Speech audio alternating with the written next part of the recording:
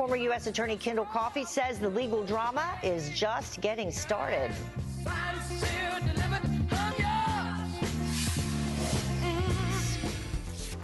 And ballots continue to be recounted as Florida counts down to today's deadline.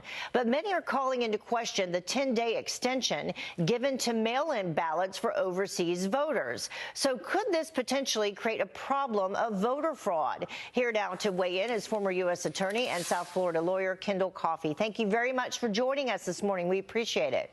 Hey, thanks, Heather. So what about those mail-in ballots and the irregularities? What's your take on it?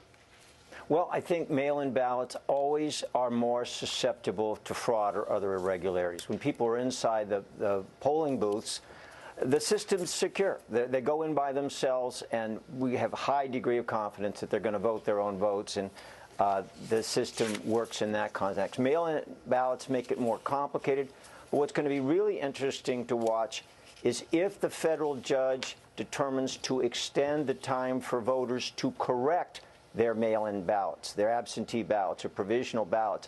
How is that process going to work logistically? How do they get notified? Do campaign workers become involved and contact them and re-delivering ballots which supposedly have been corrected? That part of the process not only needs to be analyzed in terms of fairness, but also whether there's any risk of fraud tainting the gathering of ballots that are apparently might be corrected. And would it be possible to even go about that and determine if everything is being handled fairly and correctly if we get to that point?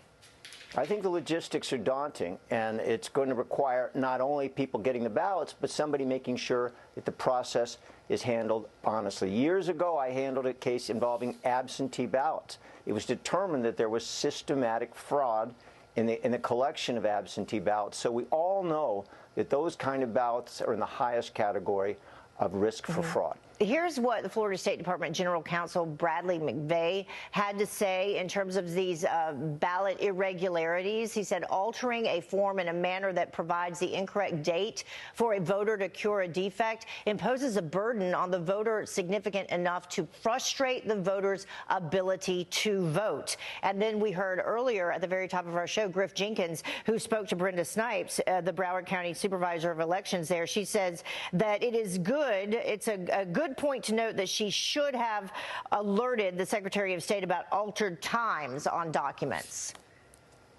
Well, and that's part of the process, too, is getting all the information available as to whether there are any irregularities or fraud, getting that information to the Secretary of State, which oversees the Division of Elections, so that they can have a broad picture of what's happening.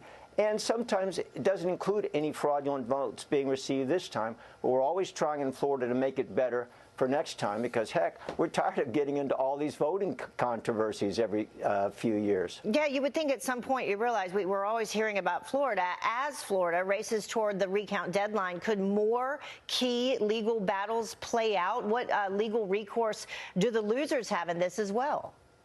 Well, the biggest battle that I see right now in terms of anything that could change the number of votes coming in is whether the thousands of votes where they don't have a valid signature match, whether there's a process to allow those voters to basically correct it or fix it. That could add a few thousands, but the statistics show it may be equally divided among Republican and Democrats, so maybe no net gain.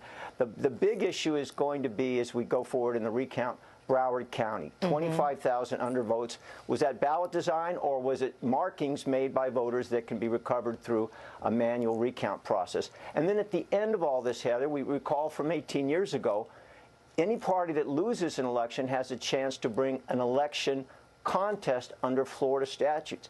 That requires a lot of proof of irregularity, and there's no indication so far that anyone is thinking in that direction. But this is Florida. Anything's possible. So 10 days after the elections are certified, we'll find out if there are going to be any additional litigations brought to challenge those results. Should Brenda Snipes keep her job? I think Brenda Snipes is looking at concluding her career. No one on the Democratic side thinks she's really corrupt, but a lot of people think it's time for her to move on. All right. Kendall Coffey joining us live this morning. We really appreciate your time. Thank you. Thanks, Heather. All right. Deadline day. We'll see.